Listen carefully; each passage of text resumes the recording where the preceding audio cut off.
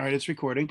And the second question on the exam deals with Aristotle's three types of friendship, right? So what we're going to cover today, and we'll also come back to it next week, will really hone in on Aristotle's three types of friendship. So today, to really understand what Aristotle means by friendship, I want to go back and touch on what Aristotle has to say about human nature and happiness. And a good bit of what I say comes from, in his discussion of human nature, does come from the ethics, but I kind of distill it down into a simple form and a digestible form. And some of this information comes from other things he writes, which are not to be found in the ethics. But really are under, because he doesn't tell you everything. This is a little problem with Aristotle. And this will give you a little more foundation, because you cannot, happiness, human happiness. Happiness is a distinctly human phenomena, which is to say, happiness is a product of human nature. So if we want to understand happiness, we need to understand a little bit of his conception of human nature. And if we want to understand friendship, we need to understand his conception of human nature and happiness, because friendship obviously plays some integral role in human happiness in ways that are self-evident to all of us. We don't need to explain. We're social animals. We desire the company of other people.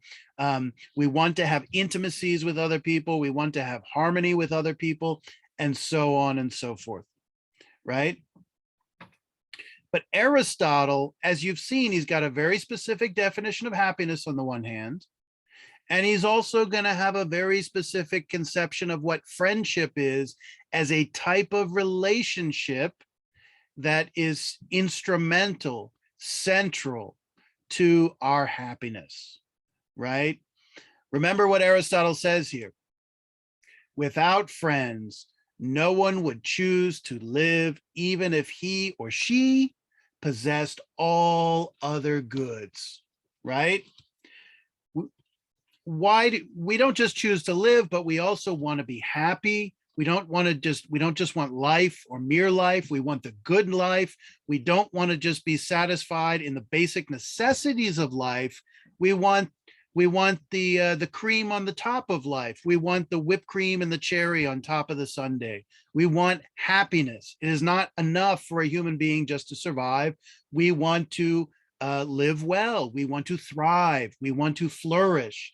And to talk about a human being thriving or flourishing for Aristotle is really synonymous with the concept of happiness, right? Therefore, what do we need to be happy? We need a whole bunch of different types of goods. This is a little review of last week. These goods are things necessary for us and beneficial to achieve our happiness. And a good is just a thing that comes in different forms, many different forms, that you want because it appears beneficial to you in your pursuit of happiness, right? Life, liberty, and the pursuit of happiness. What kind of goods does Aristotle think are necessary in order for us to achieve our happiness?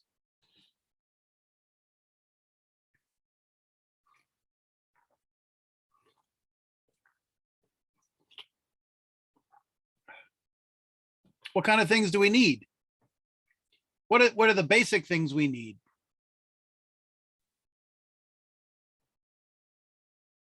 Repeat the question, please. What are some of the goods Aristotle thinks we need to achieve happiness? Is it friend? Okay, I mean, what is he saying here? Nobody would want to live if they didn't have friends, and friends are a type of a good. He talks about goods of the body, things that are beneficial to the body, you know, like strength, agility, health, attractiveness, and goods of the soul. And then he talks about external goods, which are just things external to you that are beneficial to you, right? And friends, he's obviously recognizing here, are absolutely essential to our own happiness, in part because we're a social animal, right? So Alea, I think, gives some great examples. What do we need in order to be happy? Friends, material wealth, health, success of some kind, knowledge, power.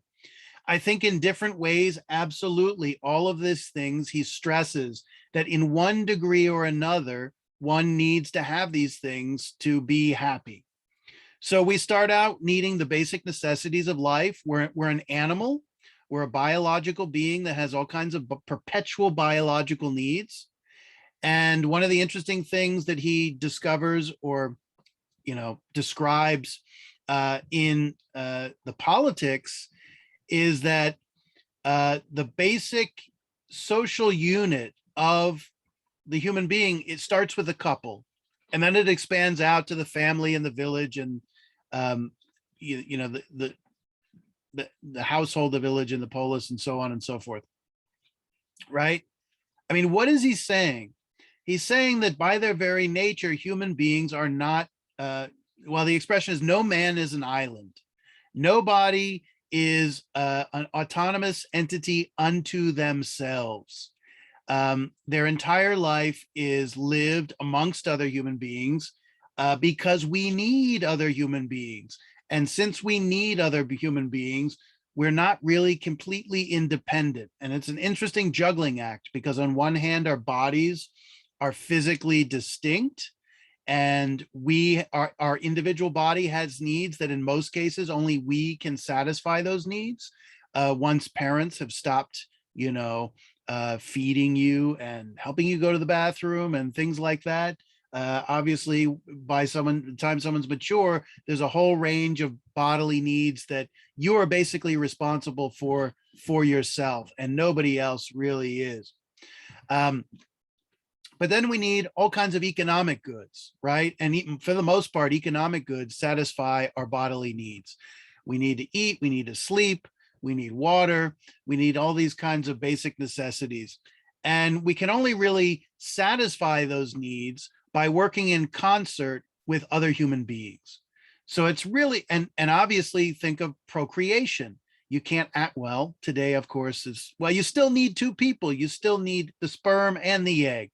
So even if you're one person and you get a donor and all that stuff, there's still two people involved. You can't do it all by yourself unless we really get to some new age genetic engineering going on. So human beings have needs, bodily needs that they cannot satisfy under their own powers. Nature gives us needs that nature has not provided all the tools by ourselves to satisfy those needs. And our needs are constant. Remember, everyday needs. Every day, there are more needs of the body. So we're constantly having to coordinate our actions with others, to connect with others, to have those needs satisfied, right? But that's a really basic level of connection. And there's something interesting about the way Aristotle is going to talk about friendship in Book 8. He's going to start talking about friendship in like really general terms, and almost like any kind of partnership or association or even acquaintance you might have with another human being, he characterizes as a friendship. But as he wades into his argument and explanation, particularly with the three types of friendship that he talks about in Book 8, he's going to say that only a certain type of friendship is what he's going to say that this is the only type that's real friendship. If we go back to the money, like, sure, the narrator of the money had friends, but he didn't have real friends. And this distinction between friends and real friends gets at one of these interesting ambiguities about our use of the term, because we use it in a generic sense to refer to anyone we kind of have like a nice acquaintanceship with, but then we also use it to signify only those people who are true and true friends. Question: what is the form of friendship that Aristotle considers as true friendship? What is the only form of friendship he considers as true friendship?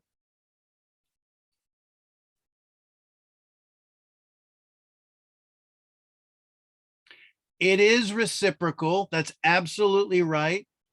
Okay, Mamikari, can people speak as opposed to just type? We'll come back to virtue. All right, so there's a whole bunch of a lot of good stuff in the comments here. And I want to kind of go through some of these comments in a certain order.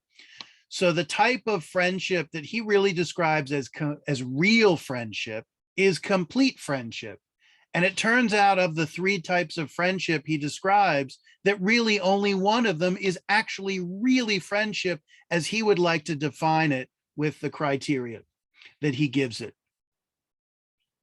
So we've talked thus far about needing people for the basic necessities of life. You need a boss, you need a teacher. Why? Because these things in your reciprocal interactions with them, they're going to provide the basic necessities that you need, the money, whatever, to go on and do other things you want to use that money for, and so on. But obviously, we all know it. And this is obviously the kind of relationship with people that we really care about. We're not just concerned with our connections with people in terms of getting the basic needs of life satisfied.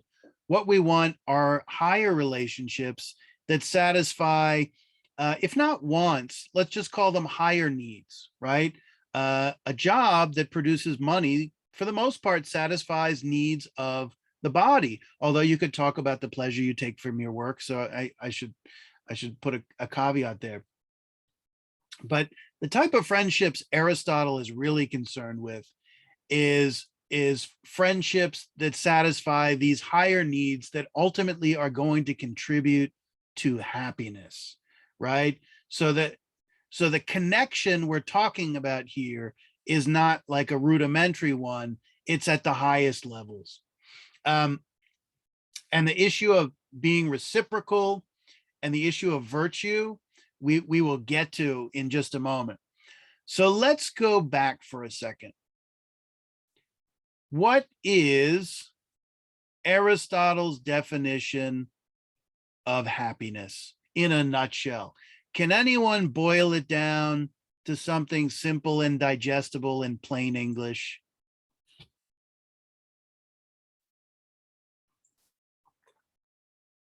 Because what we want to start getting at is, what is the relationship between happiness, on the other hand, and this concept of complete friendship,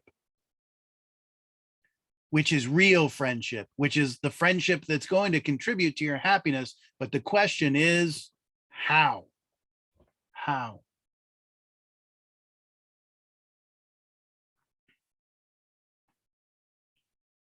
How does Aristotle define human happiness?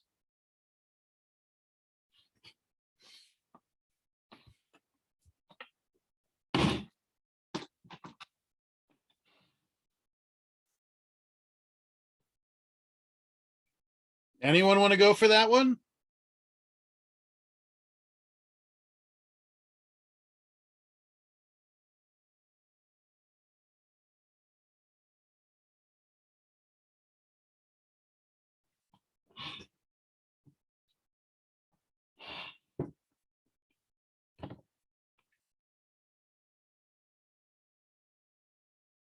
Okay, Giuliani says we need to get, folks, we need, please, let's pipe up a little bit here. Obviously, happiness is the most important, or what he calls the highest human good. But that doesn't explain exactly. We all know that the most important thing to us is happiness. We all agree on that. It's not even it's not a choice or an opinion to say that happiness is the most important thing to us, right? It's just the way it is as human beings. The question is, how does he define? You're right, Giuliani. It is the highest, most important human good, but what is the specific content of it? What does it mean for Aristotle to be happy? What do you have to do in order to be happy? So Ashley says happiness is achieved. That's absolutely right. It's work, it's labor. I like to think, just because it's a simple analogy that's kind of easy digest. Like Is it happiness, you have to live virtuously? you have to what? To live virtuously? Absolutely. All right. So let me come back to virtue in just a second. So imagine happiness is winning the Super Bowl, right?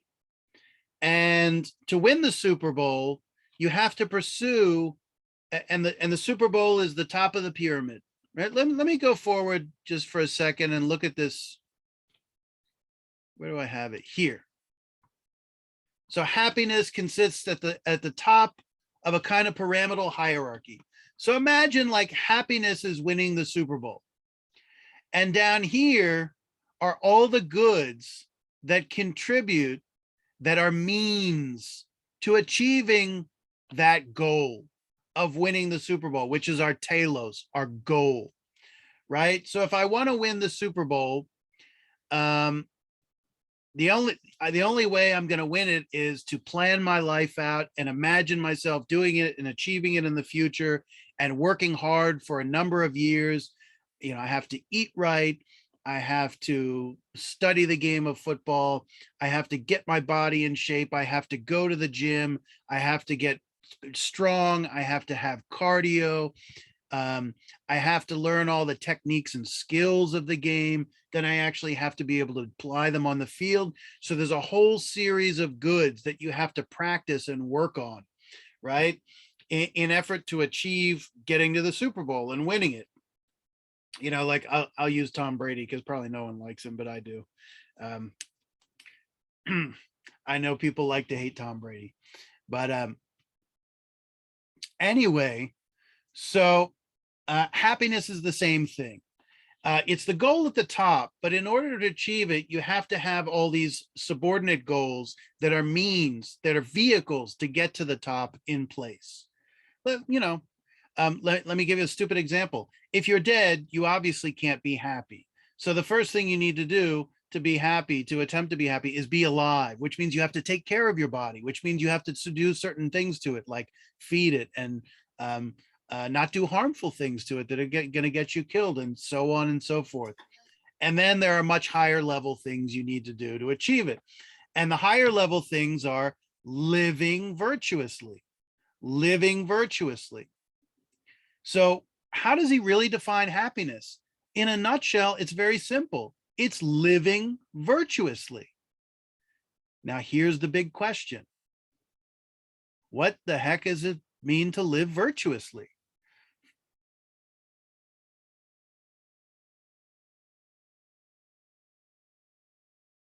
Now, we had a class last Wednesday, like every Wednesday. What does the word virtue mean for Aristotle? By itself, without talking about a specific type of virtue, because he talks about two different types of virtue. What does the word virtue mean for Aristotle?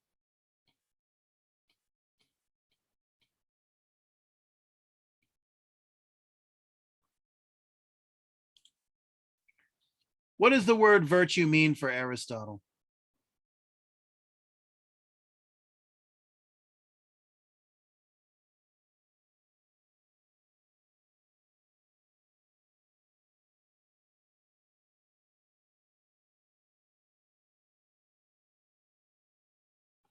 Nobody?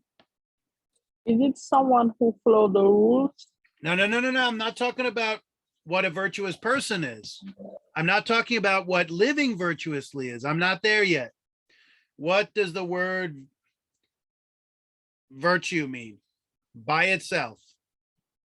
Happiness equals living virtuously. What is virtue in the most basic meaning of the concept or the term?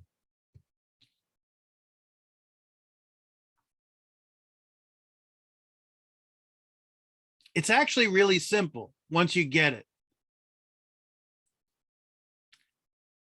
So Giuliani, you have given the very sophisticated answer that Aristotle gives in books 2 and 3, which is a disposition to behave in the right manner. You are absolutely correct, and you get a gold star for that definition.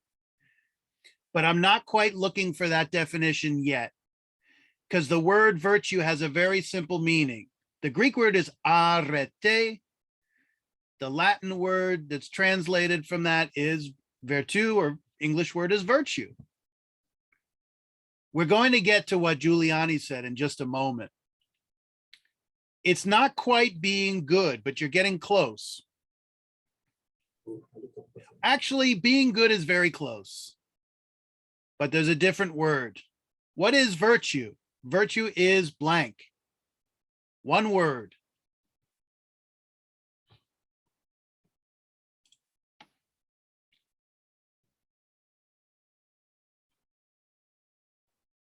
I only have this slide. I don't have the other slide. Arete, here's virtue. Moral character has to do with one type of virtue, or moral virtue. Okay, let's cut to the chase here. The word virtue just means excellence. Excellence. It's the best. It's excellent. You might say it's perfect within the bounds of what is possible. You know, we have a concept of perfection that's like kind of an otherworldly, like heavenly, like you can't really attain it. When Aristotle talks about excellence, or virtue, he's talking about a kind of excellence or perfection. But it's a type of perfection that's attainable by human beings in this world, right? Okay. When he says that happiness is living virtuously, he's just saying that happiness is living excellently, or living as perfectly as you possibly humanly can. That's it. Now the question becomes, what kind of excellences or virtues does Aristotle associate with happiness? What are the two kinds of virtue, or the two kinds of human excellence that he associates with happiness?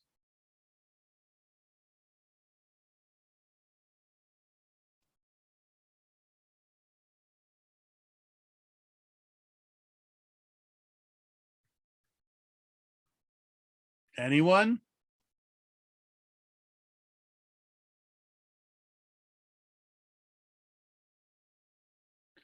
What's the opposite of not having vices?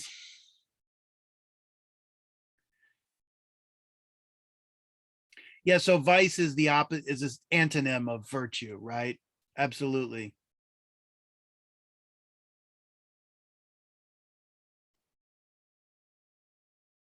What are the two types of virtue that we identified last class? Farah, I'm sorry, Farah or Farah? I'm gonna write this down. Is it Farah or Farah? It's Farah. Farah. I'm sorry.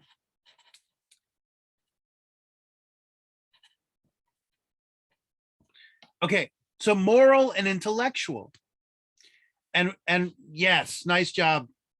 Nice job, Farah. Moral and intellectual, right? So moral virtue has to do with what? Everybody knows this. Moral virtue has to do with what? People have been talking about it in the chat. Yeah, it has to do with right conduct toward other people. And if you look at the middle of the book of the ethics, the sections that we're actually not reading, say from book 3 to book 7, there he lists all the different virtues, but more specifically, all the different moral virtues, right? Things that have to do with how you act toward other people, right? That you treat them in the right way and the wrong versus the wrong way. And that he gives different categories of types of actions that he considers moral virtues. Pretty simple. Intellectual virtues. What kind of virtues? Sure, Luis. What kind of virtues are intellectual virtues?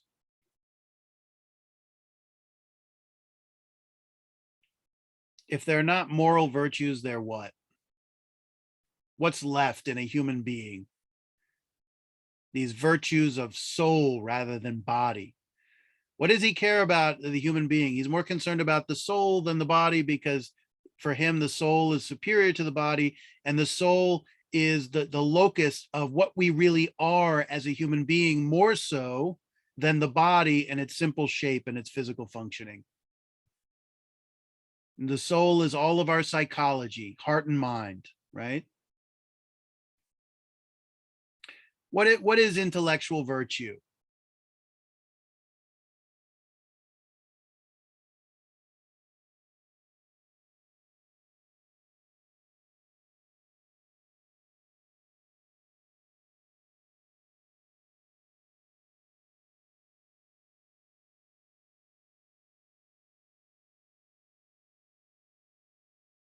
Nobody has a guess even.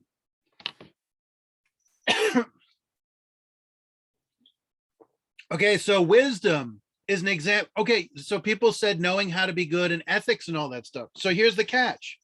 Knowing how to be good has to do with moral virtue. Moral virtue is about not just knowing how to be good. Moral virtue is about actually being good in your actions. But you're right. If you want to actually be good in your actions, you obviously have to reflect on your own experiences and then act in a way that's the correct response based on those experiences as you encounter different situations where the rules of conduct don't always spell themselves out. All kinds of situations in life where it's not clear, it's not obvious what the right thing to do is. And that's when you need wisdom. What is wisdom? It's a type of practical judgment based on your experience, right? That allows you to do the right thing even when the rules don't make it obvious, right? And those are the real challenges in life. I mean, when the rules are obvious and you're going to benefit from following the rules, you just follow the rules. It's easy, right? But when you encounter something like a dilemma where this choice seems just as good as that choice, that's when you need wisdom to figure out what really is the right thing to do. Wow. Yep.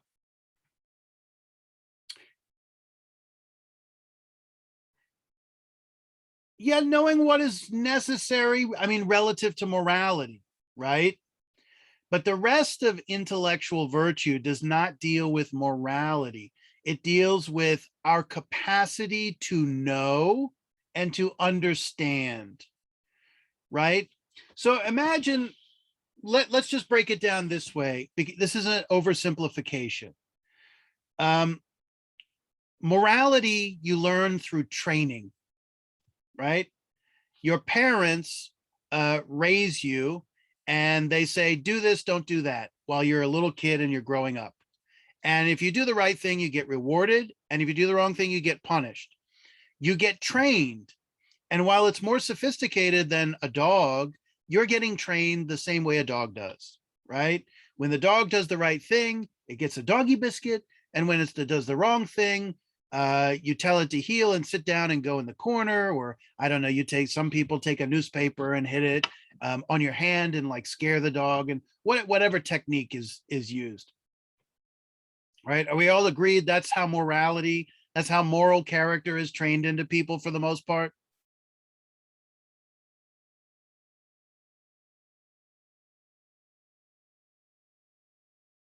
Okay, good.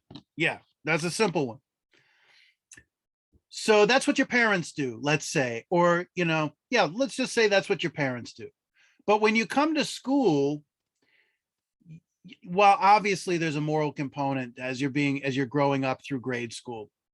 Less so in college, at least for the most part. Most people probably avoid, getting in trouble in college, or anyway.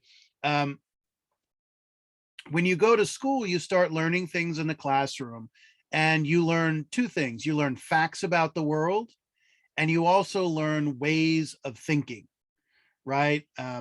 There's thinking mathematically, there's thinking in terms of grammar and language. There's all different types of thinking that goes on, that school is not just trying to give you facts, but to try to train your capacity to think, right? And the way you do that is not through this same type of moral training, but through what Aristotle, he makes a distinction between training, which is for morality, and study, which is for learning things of the mind, right? And so I think he makes this distinction in book 2 or 3, where the intellectual virtues are cultivated not by that kind of training, but by what he calls study, by meaning you sit and read books, or you discuss, or you sit in a classroom and have interaction with your peers and a teacher and so on and so forth. So intellectual virtue has to do with the capacities of mind that contribute to our understanding of the world, right? And these capacities, except for wisdom, do not contribute to our actions so much as contribute just to our understanding for the sake of understanding, right? And this is premised on Aristotle's understanding that since, and he says this in another book called The Metaphysics in the beginning, he says, because the human being has reason, they have logos, they have speech and reason. Because we have that, we all naturally desire to know about things, to know the truth about things. That's another way of saying we desire to understand the world around us, not for any practical reason or some action we might take, but simply because we take pleasure in understanding the world around us. We pleasure in understanding the truth. And it's a matter of knowledge for knowledge's sake, rather than knowledge for some practical sake, like knowledge as power, right? It's a little bit different, right? So Aristotle thinks we have a desire to know. I mean, we would call it curiosity. Human beings, because they have intellect, they have reason and speech, they're curious about the world because their mind gives them power to understand and they want to use it. It's really as simple as that. Okay, what's more important? Moral virtue or intellectual virtue for Aristotle? No, Destiny, do it through Amazon.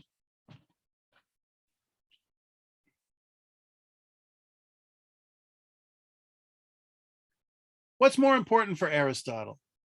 Moral virtue or intellectual virtue?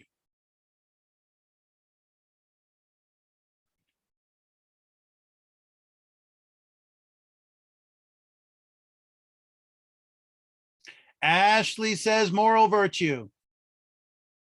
Charity, what do you say? What's more important for Aristotle, moral or intellectual virtue?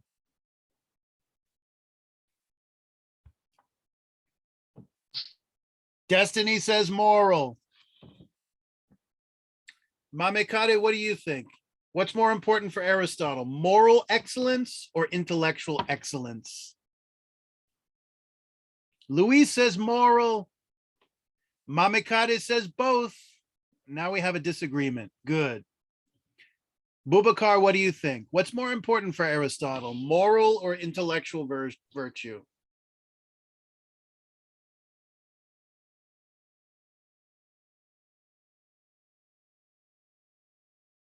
Moral. Is there anyone who wants to go out on a limb and say that it's intellectual virtue that matters more than moral virtue for Aristotle? Anyone? Anyone want to put your hand up for intellectual virtue? Our capacity to know and understand things about the world and to think.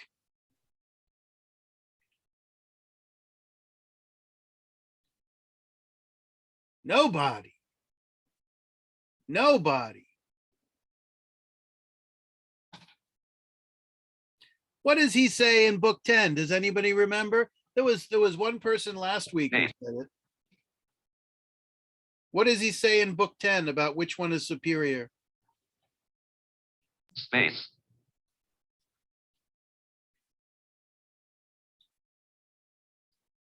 Alea says intellectual. So we're not going to look at it now because of just an interest of time. But in book 10, which is why when I had you read about happiness, I asked you to read books 1 and 10, because book 1 initiates his discussion of happiness, but book 10 actually concludes it. And it's really funny because obviously bookend the entire text. And it's interesting that, remember what he says in book 1, chapter 7. He says, happiness is activity in accord with virtue. Now, that's just a really awkward way of saying happiness is living virtuously. But then he says this. He says, but if there are many virtues or different types of virtue, then happiness is activity in accord with the best and most complete virtue, which means he's forcing you to choose between moral virtue and intellectual virtue. And it's all based on which one is the best and most, what he calls the most complete virtue. And the most complete virtue is intellectual. And even more to the point, in book 10, he says the highest intellectual virtue is something he calls contemplation. Contemplation. And contemplation is even higher than practical wisdom, because practical wisdom is basically actually it's more part of moral virtue, because it's the thinking involved in acting, right? Where contemplation is thinking involved with thinking and nothing else. It's about thinking, but not acting, right? And it's simply about comprehension of the world around us, right? So we come to this place. Oh, this comes back full circle. In book 1, chapter 5, he talks about these 3 different lives that are the public's opinions, the 3 different opinions in the public. Like if you took a public opinion poll about what happiness is. And one of them is happiness is the life of bodily pleasure. The other is happiness is the life of honor, and that happens in politics. And what's the third life that he characterizes as being one of the opinions about happiness?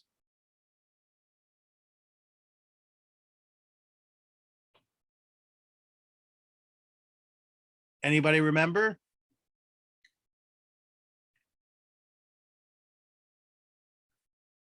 Yeah, the contemplative life. What's another name that Aristotle gives to the contemplative life? You pick up on that? The contemplative life for Aristotle is the life of blank.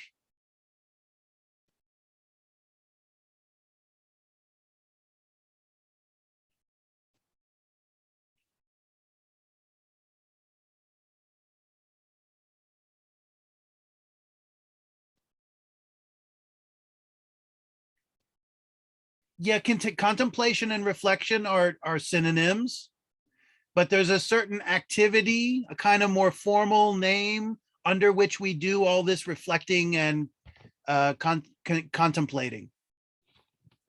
What is, I don't want to call it a profession. I don't know, it's like a discipline. What is the profession or discipline under which one engages in contemplation as a legitimate activity? That is the main activity. Yes, it is theoretical. You could call it the theoretical life too, absolutely. And actually the Greek word for contemplation is actually theoria. And the root of theoretical comes from that word theoria. So theoretical and contemplative are really synonymous here. And to use the word, actually the word intellectual, in the Greek, it's more like theoretical virtues, but it's translated as intellectual, but it's all the same stuff.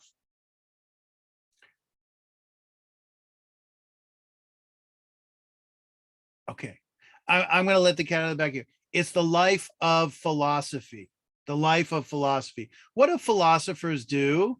Now you're all going to go like a little weirdo with the implications of this. What do philosophers do? In a general sense, what is philosophy about? Nobody knows, right? Philosophy spent 2,500 years trying to figure out what it's about, right? It's about reasoning, absolutely. Reasoning for what purpose?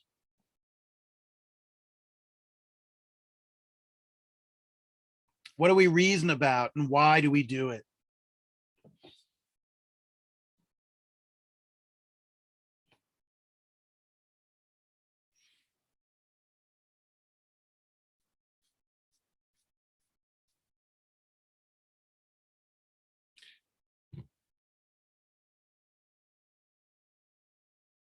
Nobody has a an urban dictionary definition of philosophy.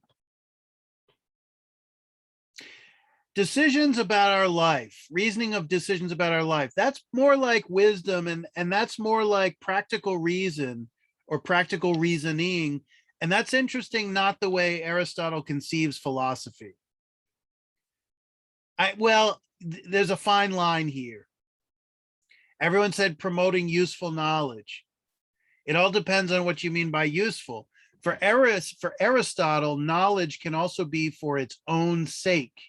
It doesn't have to be useful for anything else, right?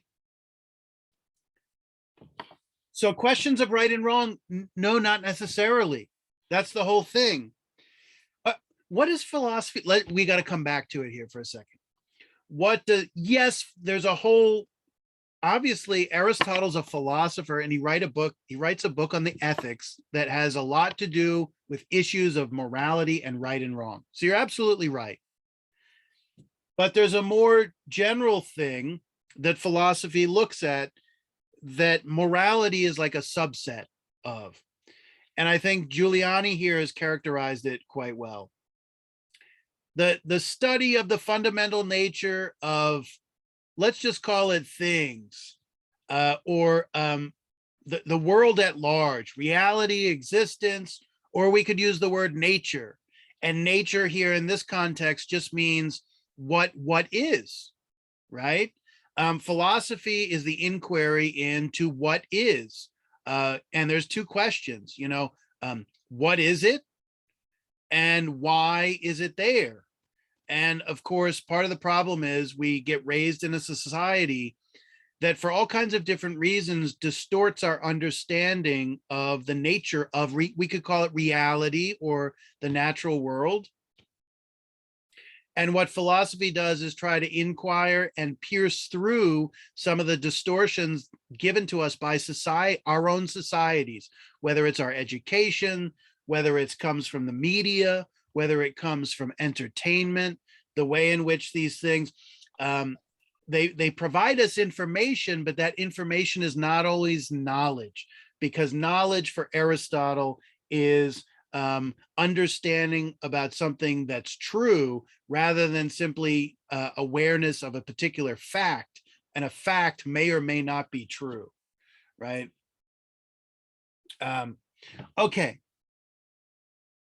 Now let's come full circle here, and we're going to see how weird this is. What does Aristotle say happiness is? Happiness is living virtuously.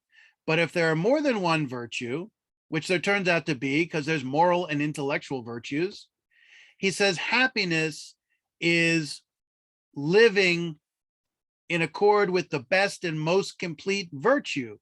For Aristotle, the best and most complete virtue is contemplation, or the Greek word is theoria, where we get theoretical and theory from.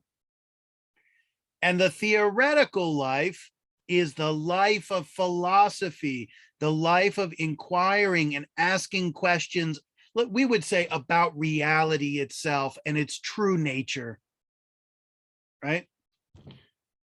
What is happiness for Aristotle? Living how?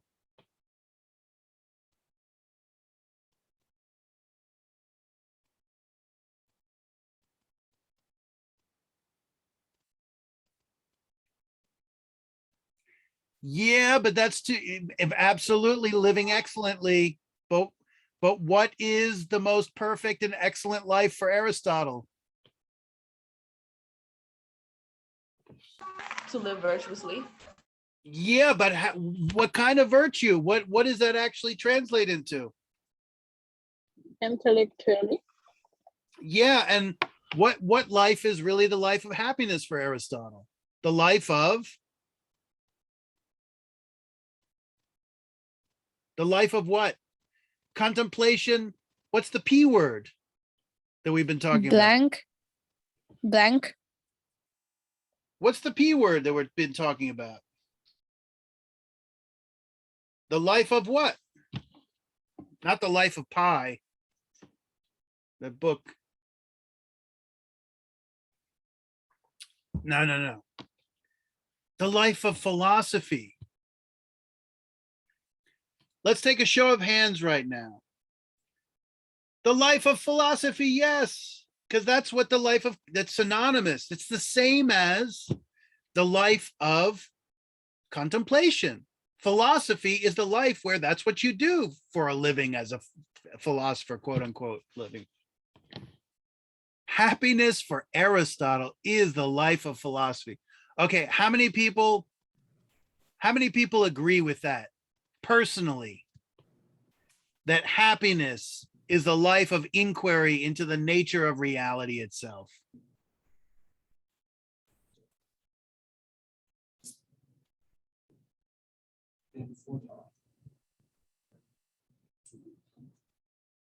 Okay, nobody. All right. Let's do this. Let's go forward a little bit here. And then what we're going to do after a couple minutes is we're going to jump to his discussion. Well, I want to say a few things more about these human nature. And then I want to touch on what are like the preconditions of happiness, which is to say things you have to have in place in order for people, excuse me, did I say happiness? Preconditions for friendship, things you have to have in place in order for people to actually engage in relationships. So for example, somebody mentioned reciprocality. Relationships must be reciprocal in order for them to work. So I'm gonna dump a lot of stuff on you now, and then we're gonna come back to it next week. And maybe we'll spend an extra week on this, which is just fine if we do. So human nature, it starts with a body and a soul, and the body is the physical husk, and the soul is what the body generates from its physical reality, which is something kind of invisible over and above the body itself. And it's the thing where we really identify our kind of locus of who we are, right? We're not really, if you think about who am I? When you ask the question, who am I? You're not asking a question about your body. You're asking a question about your psychological makeup. When you say, what kind of person am I? You're primarily referring to psychological elements, mental and emotional elements rather than physical ones. Would everybody agree with that, or would someone disagree?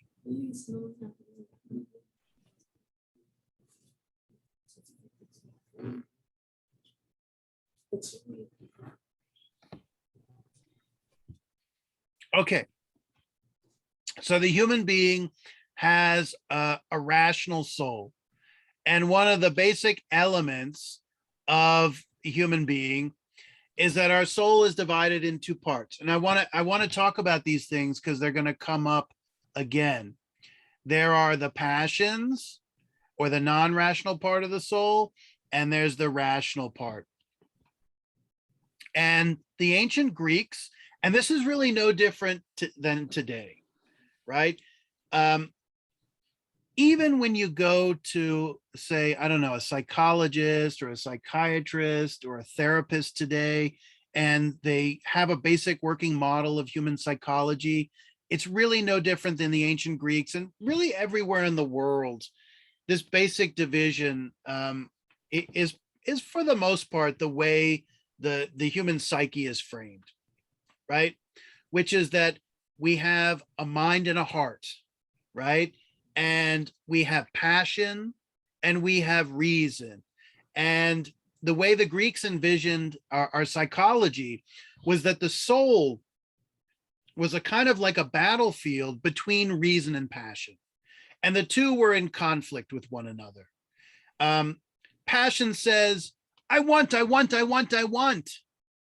even if reason says, maybe you shouldn't want that and that's not good for you. And the idea of what your body generates all kinds of passions and desires. I want a beer, I want to have sex, I want chocolate cake. I want to say something naughty to my neighbor because they're rude to me. But then reason steps in and provides rational self-control and restraint and governance and says, it says to your passions, I know you want to do that, but that's a really stupid thing to do. And here's why, because these are the consequences that are going to happen. And a lot of times our passions win out and we do the stupid thing and we suffer the consequences. And it's when we go to the school of hard knocks that we learn to restrain ourselves. The next time we encounter a similar situation, we go, wait a second, last time I let my emotions get the better of me and the result was not so good. So my reason is telling me it's not. So with the Greeks, it's not that emotions are intrinsically bad. It's not that emotions are intrinsically evil. It's just that they need the guidance of reason, right? So there's a great expression. What did I want to say here? Anyway, so this is the expression, that your passions are blind. Your passions are blind. Your desires, your impulses, your emotions are blind. Anybody have any thought about what that might mean to say that your desires, your passions, your impulses are blind?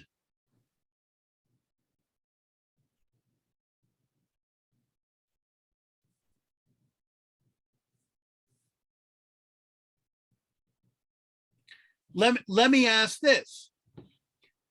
How many people have experienced a situation where on one hand, impulsively and emotionally, you really wanted to do X, but that little voice in your head of reason, let's call it, really says, no, you should be doing Y?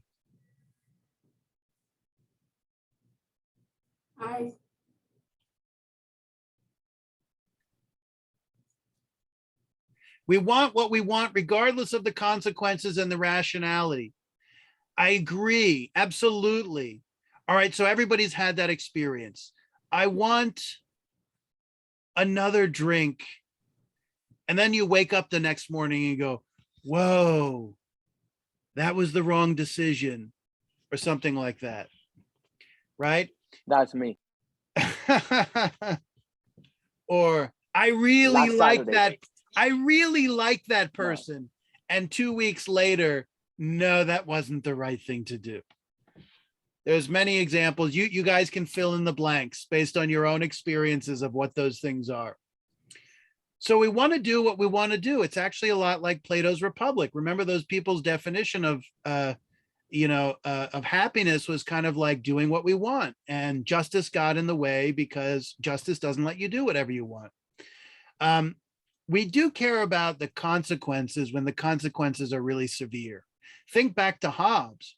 Remember, he said his goal was to set up society and government in such a way that fear of consequences was greater than the pleasure of satisfying one's desire, right? Or satisfying a desire that's harmful to other people, I should say, not just any desire, right? So passions are blind. Why? Let's come back to that. Why are passions blind? Because passions do not see the consequences of their own fulfillment. When you have the impulse to say, I want another beer or whatever it is, right? That impulse is not considering the consequences of the action. And the whole conception for Aristotle is that reason is the thing in the psyche, the soul, the psychology that's quote unquote sees, right? And what is the reason see? Well, it sees the consequences, particularly, not only, but it sees the consequences based on past actions and experiences, right? So reason is that it's not that the passions are intrinsically bad. It's that they need to be modified and restrained and tethered. It's like it's like the passions need to be on a leash, just like a dog, right? When the dog's on the leash, he behaves well. Why? Because he's on a leash. And it's not like he doesn't get to do anything he wants, but his impulses are literally controlled and guided by the master. And it's interesting. Aristotle's, he uses the language of master and slave here, which is fascinating. He says the soul is to the body as master is to slave, because the soul makes the body do what it wants it to do, right? And the soul could be engaged in emotions or it can be engaged in reasoning. Then he says within the soul itself, there are different parts of the soul. How do we know there are different parts? And when he talks about different parts, he doesn't mean there are different physical sections of, say, the brain. That's not what he's talking about at all. Eventually here, we're going to talk about the three parts of the soul. We started out with a simple division of two parts, and the two-part division can be divided into three ultimately. And the two parts is, well, you've got reason on the one hand, and you've got your emotions and passions on the other.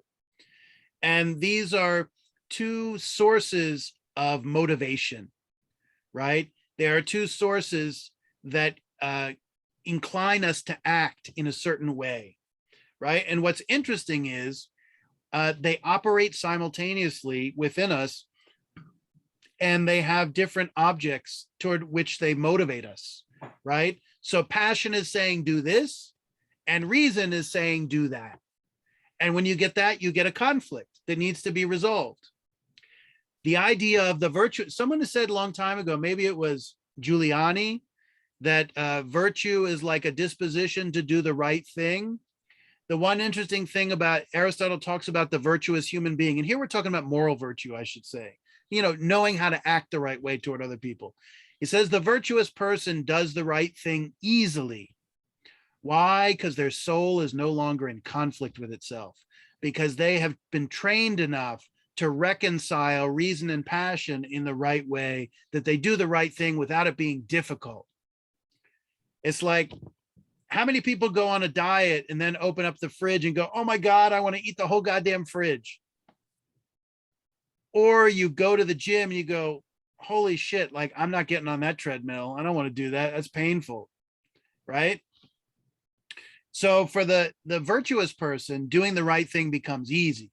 So refraining from eating the junk food becomes easy for them.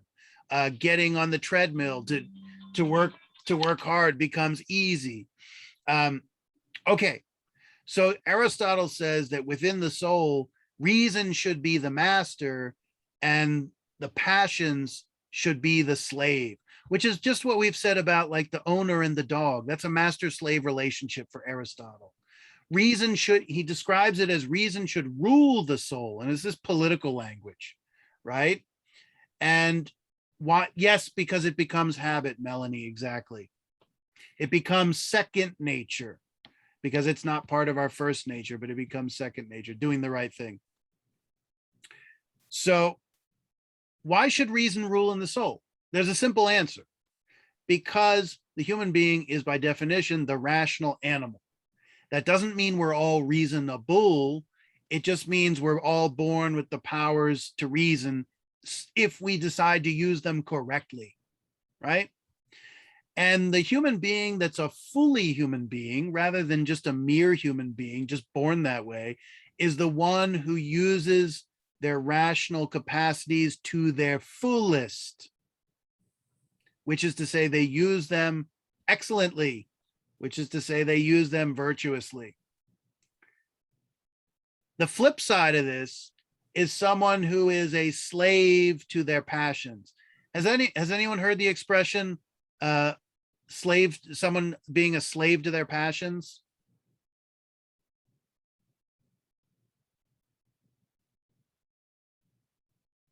Slave to their passions. So Ashley says yes. In Yes. books, what does it mean to be a slave to your passions? Hi, Professor. Yes. It means they can't control themselves. Yeah. They can't control themselves. Why? Because they do what? They, uh, they,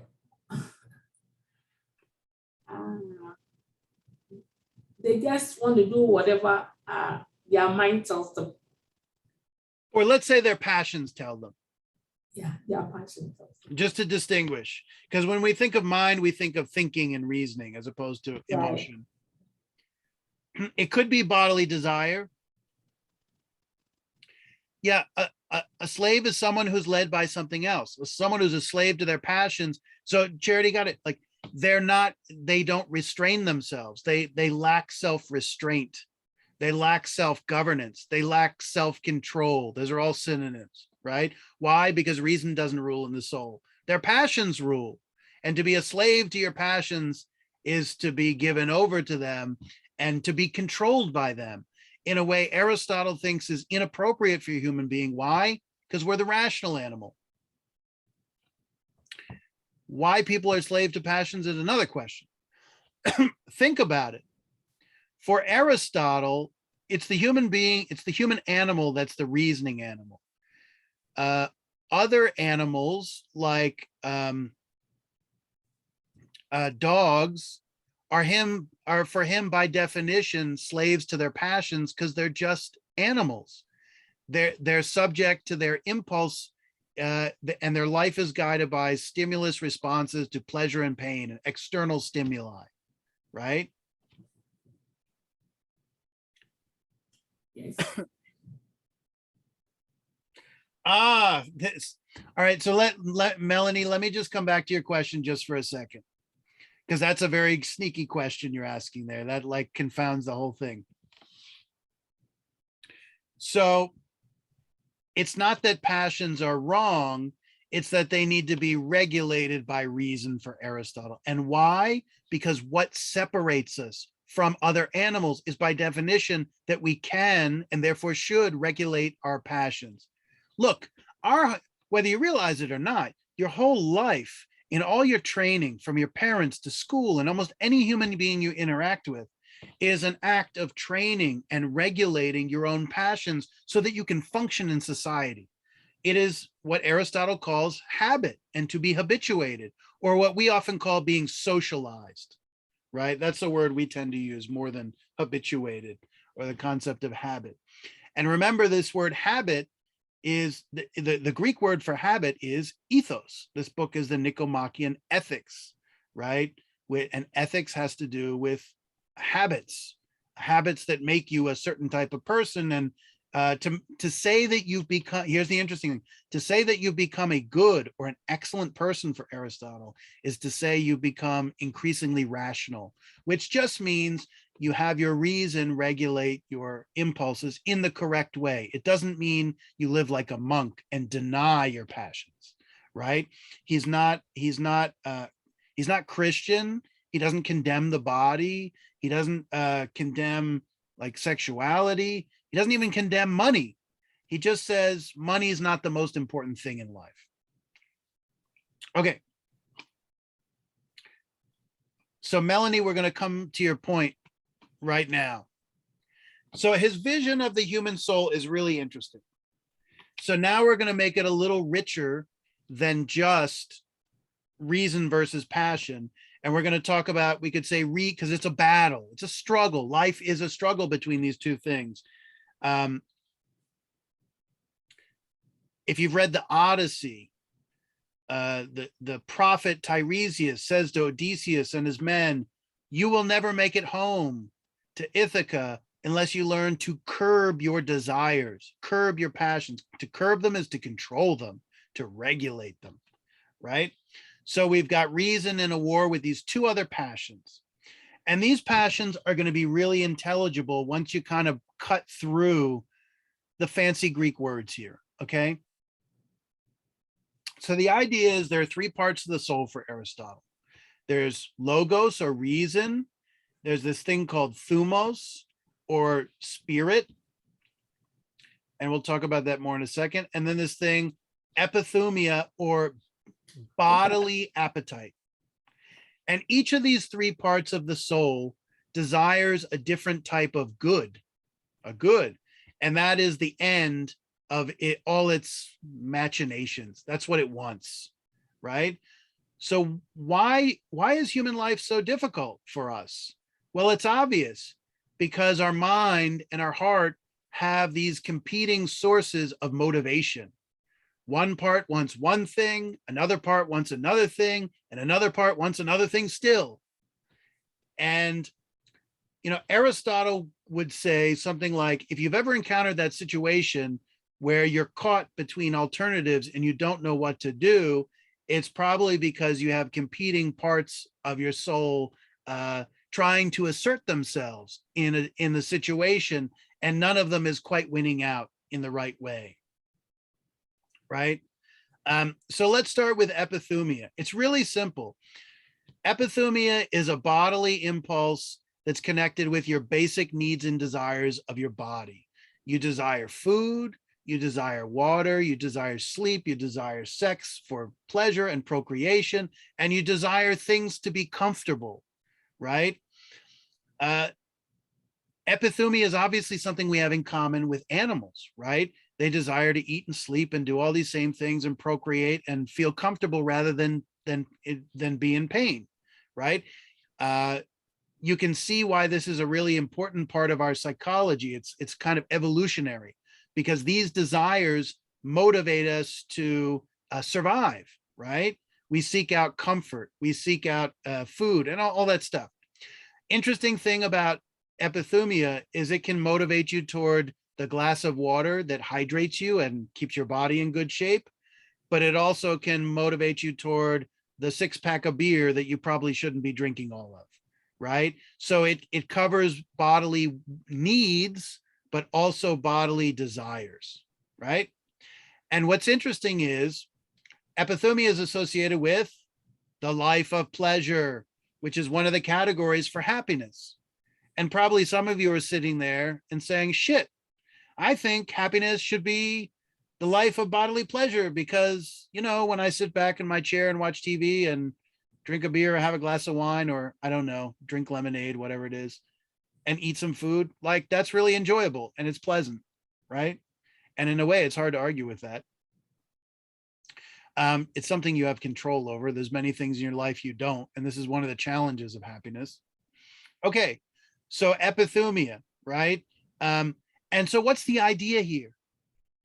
The person who pursues the life of pleasure as their conception of happiness is the one who is a slave to their bodily appetites. The one who is the slave to their bodily appetites. Okay, that's pretty straightforward. Thumos. It has to do with spiritedness, like a sense of self-assertiveness. And when we talk about spirit here, we're not talking about like the Holy Spirit or, you know, supernatural things. We're talking about like a mentality.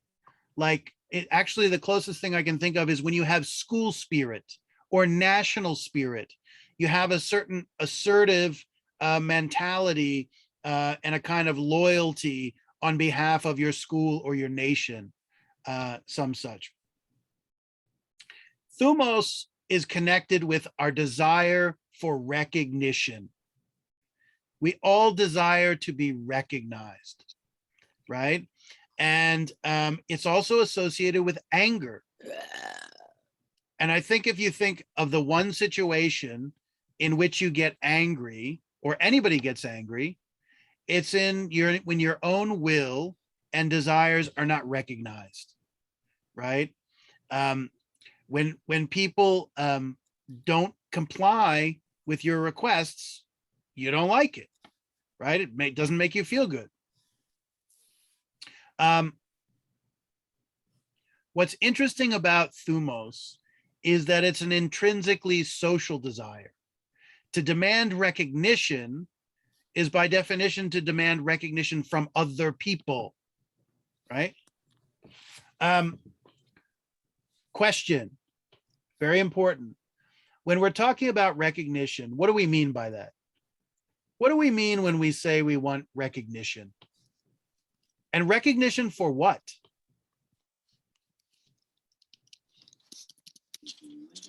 Espérate, 29. Espérate. No. Espérate, Talín, 29, que estoy en clase también, estoy pendiente a la clase también, 29. Sí. Y nada me... I mute everybody. All right. I don't want to hear Luis. What does it mean to want to be recognized? What does it mean to say we want recognition? And recognition for what? Could be recognition for decisions. Yeah, awesome. Awesome. Ashley, our recognition is our desire to be appreciated by others, right? What do we want recognized? We want us to be recognized, me to be recognized, so to speak. Yeah, it's a form of attention getting. That's okay, Louise. And what type of attention? We want to be recognized for something very specific, our worth as a human being, right? So recognition is connected with self-esteem. Self-esteem has to do with how do we think about ourselves? How well do we think about ourselves? Well, how do we know how well we think about ourselves? We think well about ourselves when other people think well of us, when they esteem us highly, when they give us a high sense of worth. And we want to see them do it, right? Because when you get recognition, you have to, what's a synonym for recognition here?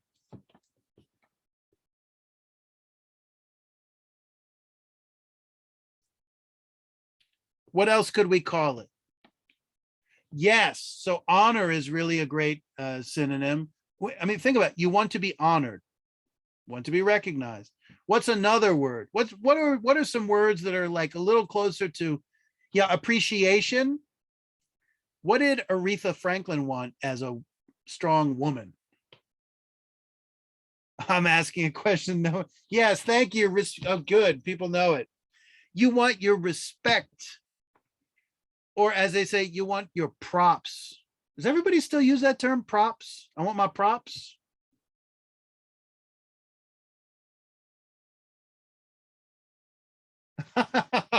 No.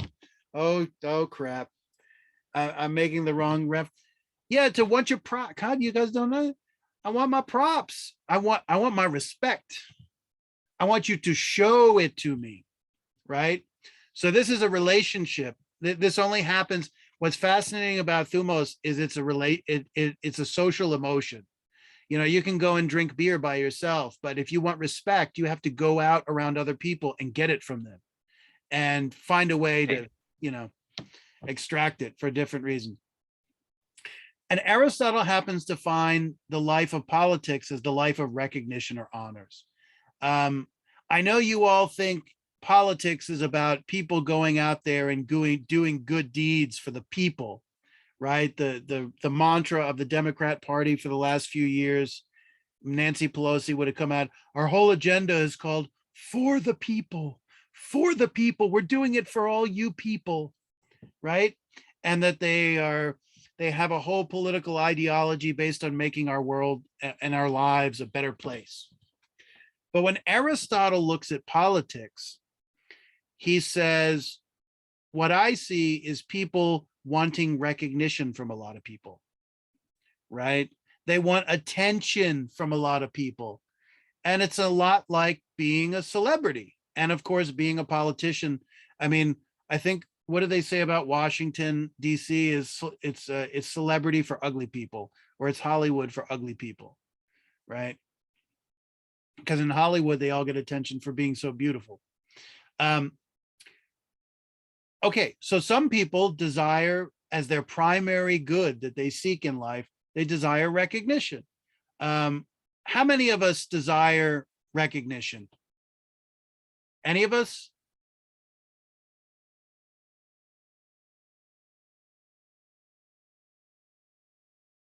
How many of you desire to be recognized for your worth as a human being by other human beings? Melanie, no. Destiny says everyone. I agree, everyone. Now, the real question is what you're recognized for and who recognizes you.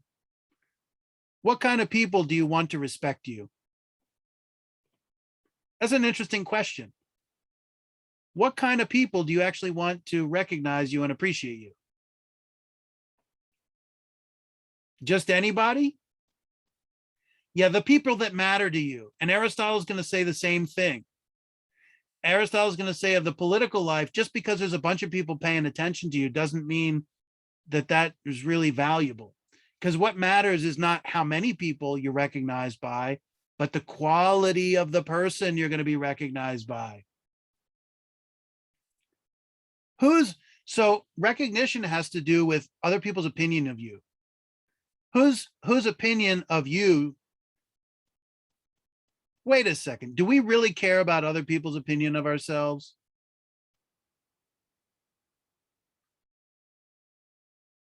Yeah, absolutely. So this is another emotion that recognizes that we are not like individual atoms floating around in the world, and that we are very much social animals, because we absolutely care and live by other people's opinions. The question is, whose opinions are they, right? It's not just anyone. It's as Destiny has said, it's people you value highly and you respect their opinion, right? So if the jerk across the street doesn't like you, it may actually be a good sign that you're doing something right. Yeah. Like maybe you're being a just person, then they don't like that. But if your mother and father and your wife and your husband and your children and your dog and your goldfish don't like you in that moment, it's probably because you're doing something wrong. And you're probably going to be inclined to listen to their opinions and respect them, right? Because those are the opinions that matter. What is Aristotle going to call the people in our lives whose opinions we concern ourselves with? What is he going to call those people whose opinions about us are important to us?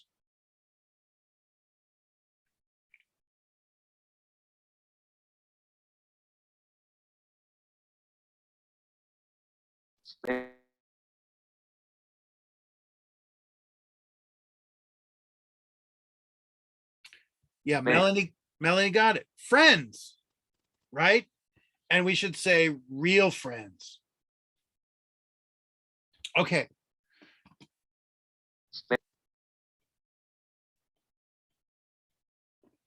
You know what should we do here?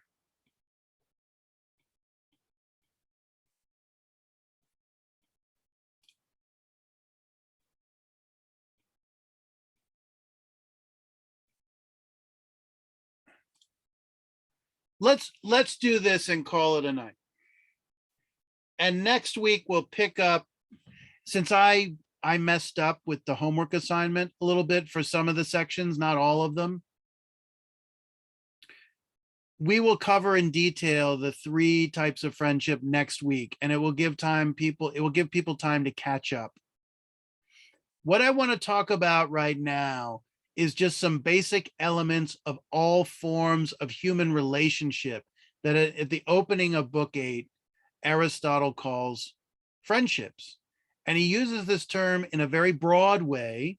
And then as we wade into book 8, he starts to use the term in a more narrow way, just to refer to this thing he calls complete friendship. Yep. So first of all, what are the things we need, or what I'm calling he doesn't call these the preconditions of friendship in the text, but these are things that can be discerned from what he says that are necessary preconditions for relationships to exist at all. And right now I've been talking a lot with a best friend of mine who's going through a breakup with someone he's been with for like 2 years. And oh my God, I keep referencing Aristotle to explain why what's happening is happening to him. It's amazing. Aristotle may be a little dry, but he understands all this stuff. So the first thing that brings us in relationships with other people is a lack of self-sufficiency. Space. What does it mean to be self-sufficient? What does it mean to be self-sufficient? Hi, Professor. Yes. Capable of taking care of yourself. Yeah.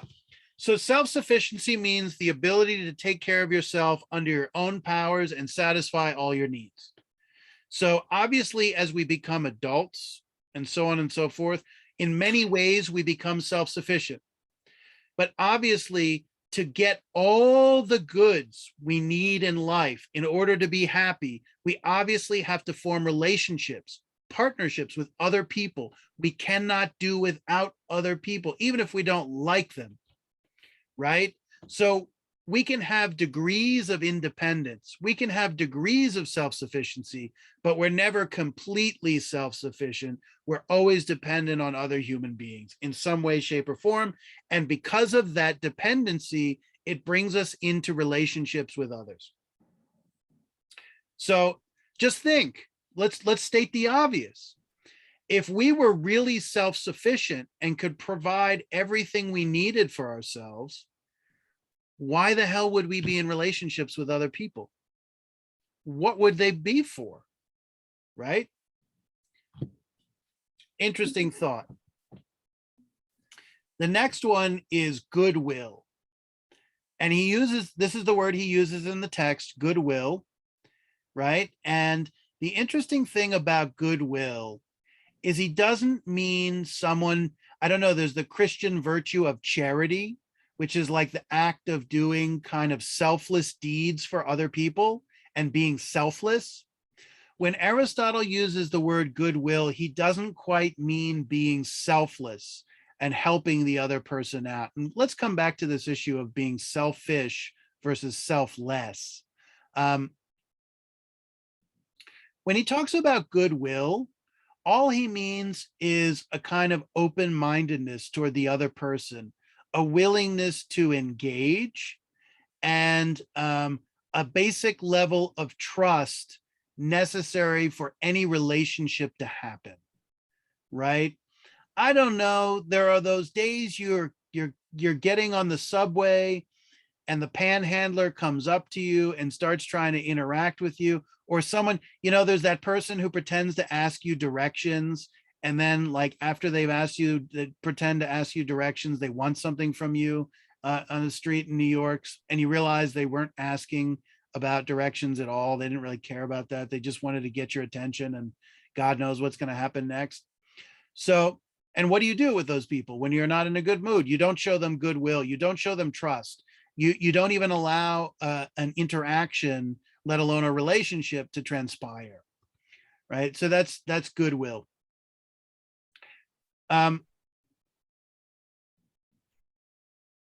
Being selfless. It's interesting, Aristotle doesn't seem to value being selfless too high, right? And what is selfless? Another synonym for being selfless is altruism. It's where you do something purely for the benefit of another human being. How many people think that when you act, how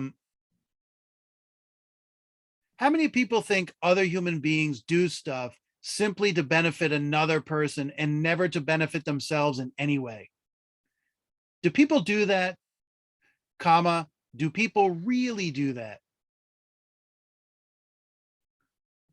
So unrealistic, almost never, no. I think it's very rare, no. Well, let me say, Aristotle definitely has conceptions of doing nice gestures for other human beings. There's a concept called magnanimity. There's a concept called liberality, right? Oh, Melanie's getting there. There's always a reason why the person does the quote unquote selfless gesture. Let me ask this. Is there really even such a thing as a selfless gesture? Meaning a deed that you would do that doesn't benefit you at all?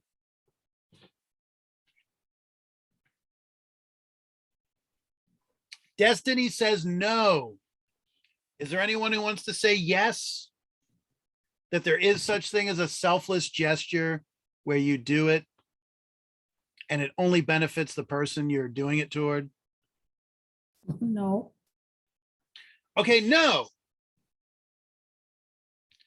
Yeah, maybe when you donate. So we think of charity, and you can think of literally like giving to a charity, or you think of the Christian virtue of charity. Let's say I give a gift to, all right, so this starts to get in, someone mentioned reciprocity. Aristotle, here we are at numbers 3 and 4. Exchange, let me come back to this issue of selflessness in just a second. Aristotle says all relationships exist when there is an exchange of goods. An exchange of goods. What does that mean? There is only ever a relationship between two people when I give you something and you give something back to me. So that's 3 and 4. That's exchange of goods, and that's also reciprocity. Reciprocity means it's a two-way street. You reciprocate, you give back. So I give to you and you give to me. And the ledgers, if you're imagining like a, keeping a ledger book of accounts and expenses, the ledger book is balanced, because when I gave you something, you gave something else back. We'll come back to selflessness just a second. What kind of goods, quote unquote, can be exchanged in a relationship? What kind of goods can you think of?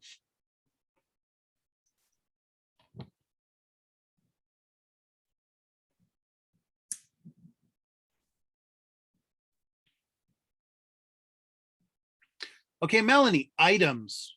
What do you mean by items? Okay, money can be exchanged, right? A relationship, very simply. I go to Starbucks. I give the barista money. They give me my morning coffee. That's exchange. And it's reciprocal and it's commensurate, meaning it's equal. What they give me is equivalent to what I give them, even though they're not the same exact thing, right? They're equal, at least in monetary terms, right? We can exchange external goods, all types of objects. We can exchange money. We can exchange services, thoughts. What else? Let me ask this. What kinds of things do friends exchange?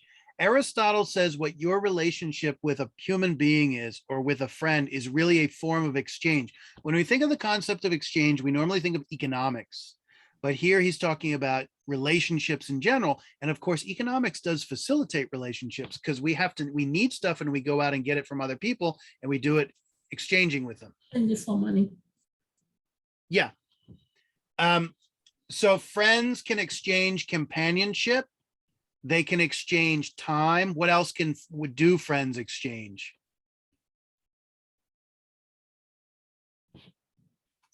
Couple more minutes and we'll call it a night here. What else what do you, when I say, what do you exchange with your friends? I'm kind of asking what you do with them.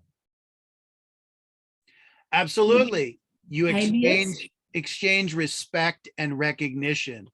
Obviously, you ain't going to have a relationship with another human being if you respect them and they do not respect you, or vice versa. Respect, for the most part, has to go 2 ways.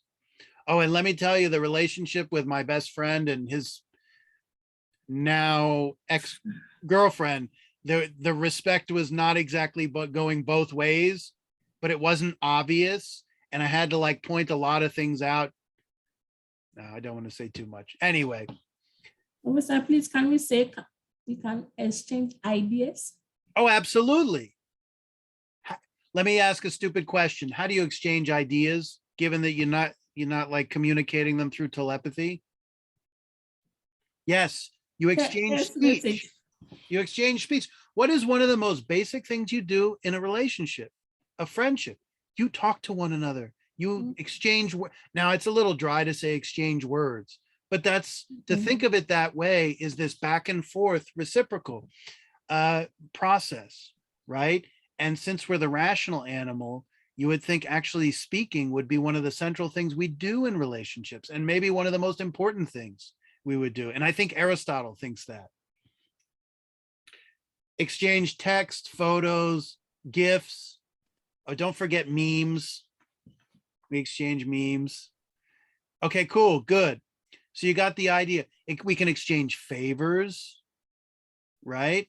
And what's interesting about exchange is obviously we don't need to exchange the same thing.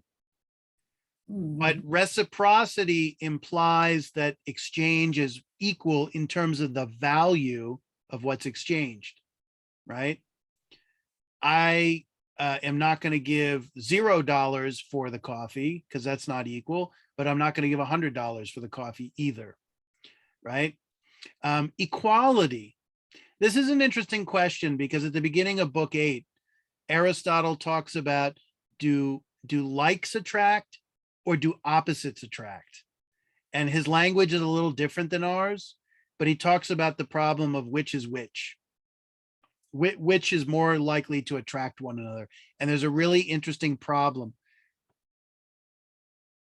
Well, what is everybody's thought? What is everybody's thought? Is it better to be attracted by someone who's like you, or is it better to be attracted to someone who's kind of the opposite of you? Somebody who's like you. Charity says somebody who's like you. Other opinions? Opposite with a few likenesses. I like that. I didn't give that option, but okay. And there's a why I didn't. Because ultimately, there's going to be a mixture of likeness and difference, right? And the differences actually could be a good thing, and the differences also could be a bad thing, right? You know, one interesting example is if you have a fundamentally different moral code of conduct than another human being, it's virtually impossible to be friends with them. And it's even more difficult to say have a family with them, right? Because when you come up against someone who has like fundamentally different moral tenets, like, and you can't accept them, because that's the kind of thing that someone will not tolerate. There are some things you'll tolerate and other things you won't. And that tends to be something you won't tolerate. Like that becomes really difficult for the relationship to persist in the future. If you have kind of, you know, different ethical codes, different standards of like, you know, truthfulness. You know, some people in relationships, they fudge a lot of little things here and there, and they think it's just no big deal.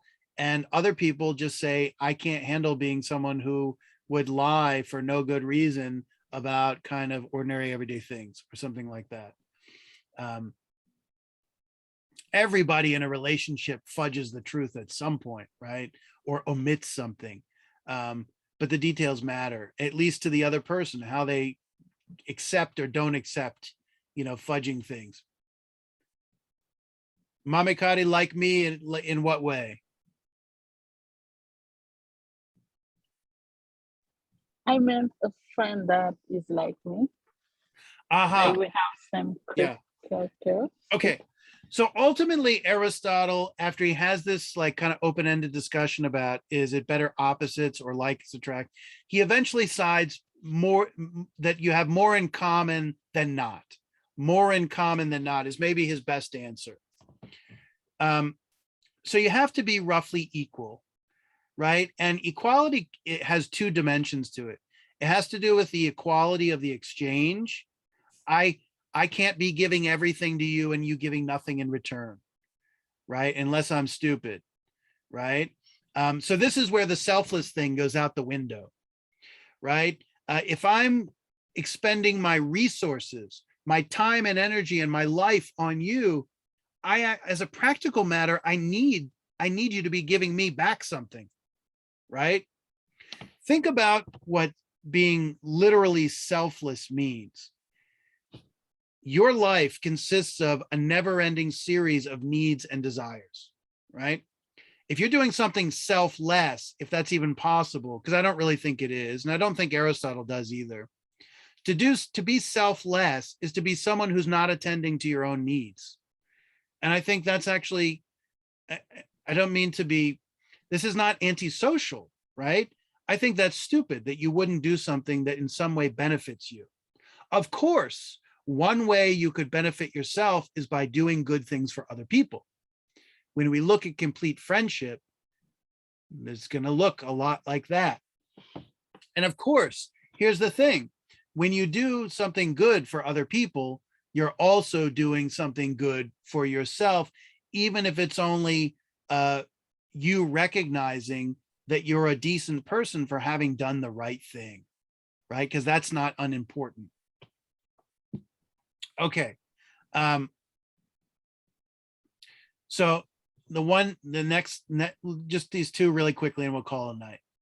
So he has a concept, it's fancy Greek word, homonoia. It literally, like homogeneous, homo means like the same, as opposed to heterogeneous, which means like differentiated.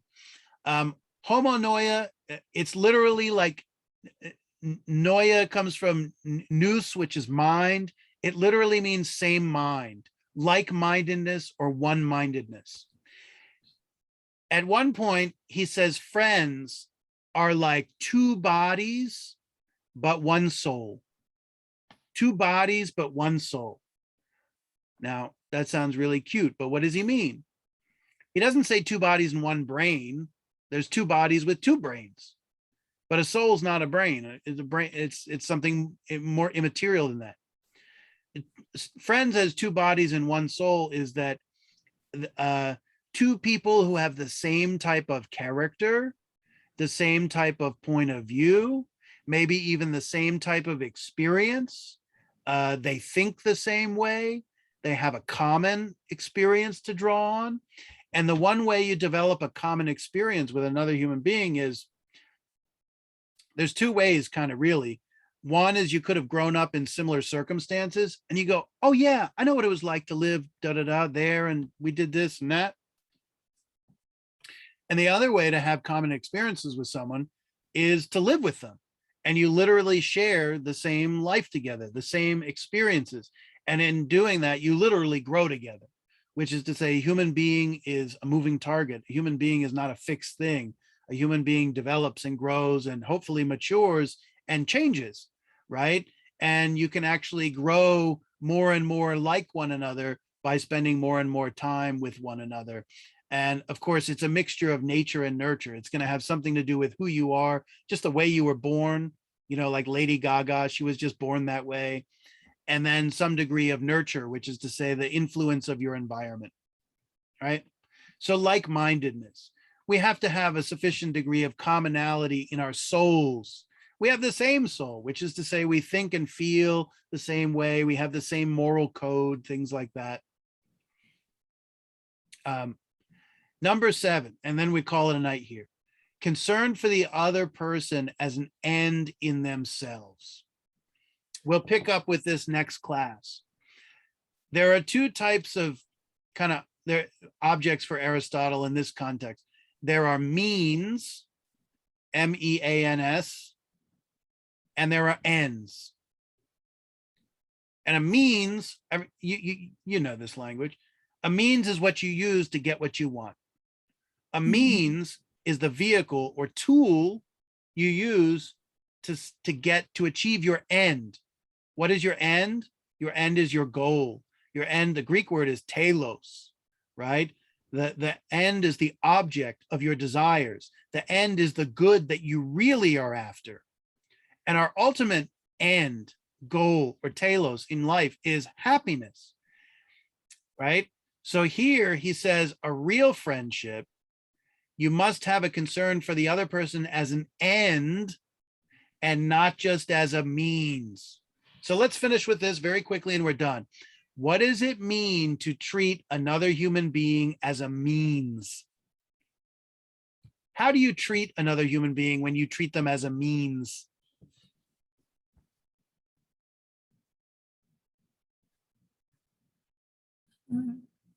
It's like you're using the person to satisfy yourself. Yeah, so Destiny says you treat them like crap. Maybe. It depends. It gets a little more complicated.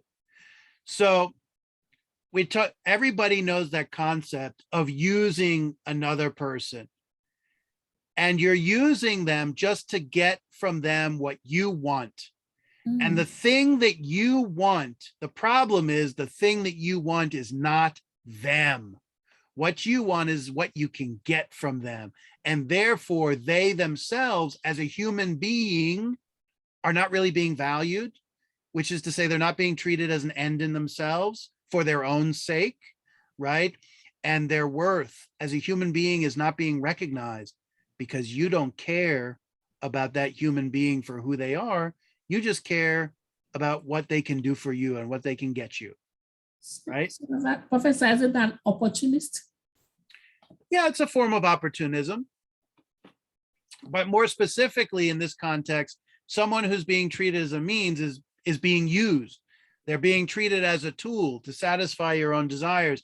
And you're recognizing that you don't really have a concern for them as a human being in terms of who they are and their own worth, right? We'll come back to this, but friends with benefits. Friends with benefit. I take it we all still know that expression, friends with benefits. Not that anybody engages in such a relationship. What is friends with benefits about?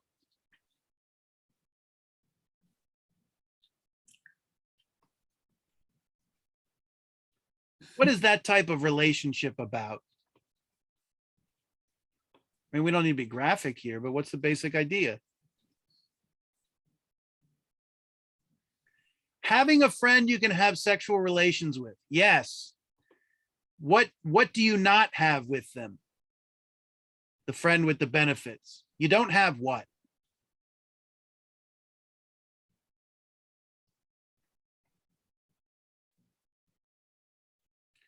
You don't have real companionship. You don't have a real relationship. Why? And Destiny, but the ends for sex. Yeah, you pretty much got it. Why do you not have real companionship or a real relationship or real love?